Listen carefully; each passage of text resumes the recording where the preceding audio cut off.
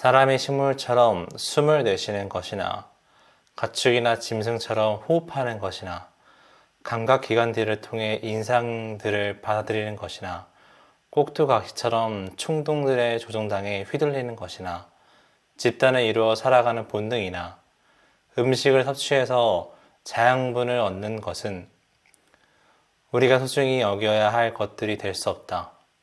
그런 것들은 우리가 음식물을 먹고 다 소화시킨 후에 그 찌꺼기를 배설물로 배출하는 것만큼이나 우리가 소중히 여겨야 할 것들이 아니다. 우리는 무엇을 소중히 여겨야 하는 것인가? 박수를 받는 것인가? 아니다. 혀로 박수를 받는 것도 아니다. 대중들로부터 환호를 받는 것은 혀로 박수를 받는 것이다. 따라서 저 보잘것없는 명성도 아니다. 그렇다면 우리가 소중히 여겨야 할 것이 무엇이 남아있단 말인가? 내 생각에는 우리 자신에게 고유하게 주어진 것들을 따라 행하고 그 밖에 다른 것들은 하지 않는 것이고 이것은 모든 직업과 기술이 추구해야 할 목표다. 모든 기술의 목표는 어떤 제품을 그 제품의 목적에 맞게 만들어내는 데 있기 때문이다. 포도나무를 가꾸는 농부, 말이나 개를 훈련시키는 것 조련사의 목표가 그러하고 자녀들을 훈육하고 가르치는 목표도 그러하다. 따라서 이것은 우리가 소중히 여겨야 할 만한 것이다. 이것이 내게 진정으로 소중한 것이기 때문에 내가 그것을 굳건하게 해나간다면 내 자신을 위해 다른 무엇인가를 하거나 얻으려고 한눈 팔지 않게 될 것이다. 명상록에 나오는 또 구절인데요. 전에도 영상 말씀드렸지만 마르쿠스라는 황제는 자기 자신을 철저하게 다스리고 그리고 유능한 업적을 세우기로 유명한 왕이죠. 황제가 되기까지 그리고 그 황제가 되면서부터도 여러 가지 우여곡절이 많았고 어떤 사건 사고도 많았고 위기도 굉장히 많았다고 합니다. 이 대목을 읽으면서 저는 그 마르쿠스라는 황제가 우리가 인간으로서 흔히 알고 있는 본능 이제 욕구 있잖아요. 네. 맛있는 거 먹고 싶고 누군가한테 소속되고 싶고 그리고 인정받고 싶고 명성에 취하고 싶고 그리고 쾌락이나 감각을 느끼고 싶고 그런 것들이 사실은 동물로 보자면은 우리들에게 가장 본능적으로 푹 튀어나오는 욕망이잖아요. 근데 마르쿠스 아우렐리우스 황제는 그런 거를 다 제쳐두고 그것보다 자신의 맡은 바 소임, 자기 자신이 해야 할 일, 내가 무엇을 위해 살아야 되고 무엇이 가장 소중한 것인지를 계속 스스로한테 말을 하고 있는 것 같아요. 네.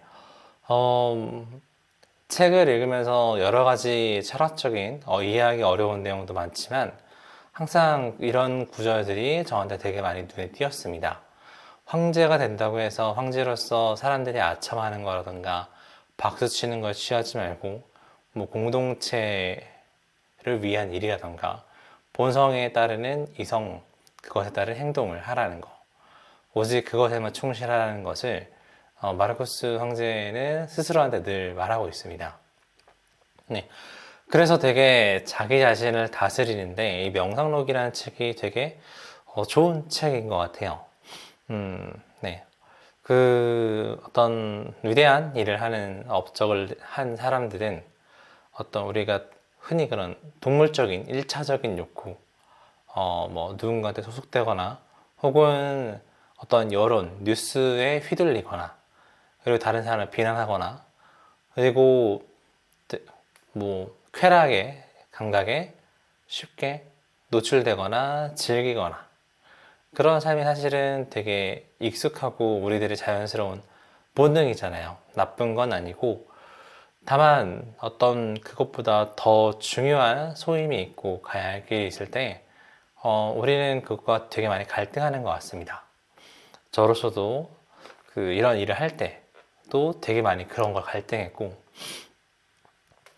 근데 그런 과정에서 되게 우여곡절도 많고, 황제로서, 왕으로서, 최고 우두머리로서 권력을 가지면 그만큼 막 즐길 수도 있었는데, 쾌락이라던가 나태함이라던가 게으름이라던가 수많은 유혹을 다 견디고 이겨내고 자기가 해야 할 일, 맡은 바 일, 지금 내가 소중한 건 무엇이고 나의 어떤 내면에 가야 할 길, 고유한 본성을 따르는 길은 무엇인가라고 스스로 계속 이제 되묻고 자기 자신을 잘 다스리려고 노력한 흔적이 많이 보입니다. 그래서 되게 유능한 왕인가 싶어요. 네. 스토아 철학이나 이런 건 잘 모르지만 어떤 면에서 좀 자신이 가야 할 길에 되게 집중해야 하고 스스로를 다스리는 것이 되게 중요할 때 이 책을 읽으면 또 도움이 될 것 같다는 생각이 많이 듭니다. 제가 어렸을 적에 아버지가 돌아가셨을 때 어떤 스님이 말씀하셨는데, 스님이 세상에서 가장 어려운 일이 뭐냐면 자기 자신을 이기는 것이 가장 어렵다라고 말씀하셨어요. 네, 다른 사람을 비난하는 것도 쉽고 경쟁에서 이기는 것도 쉽고 어떤 것도 다 쉬운데 나 자신을 이기는 거, 그게 가장 어렵다고도 말씀하셨습니다. 어릴 때는 철이 없었기 때문에 그게 절대 무슨 말인지 몰랐는데 지금 와서 살고 보니 여러 유혹에 부딪힐 때도 되게 많고요. 그리고 외로움이나 쓸쓸함도 많이 느낄 때도 있고 그리고 어떤 다른 사람과 비교할 때도 굉장히 많고 그런 감정이 오락가락에 치이기도 하면서 스스로를 다스리고 온전히 정돈된 길에 가게 하는데 굉장히 많은 어떤 고뇌를 많이 하긴 했습니다.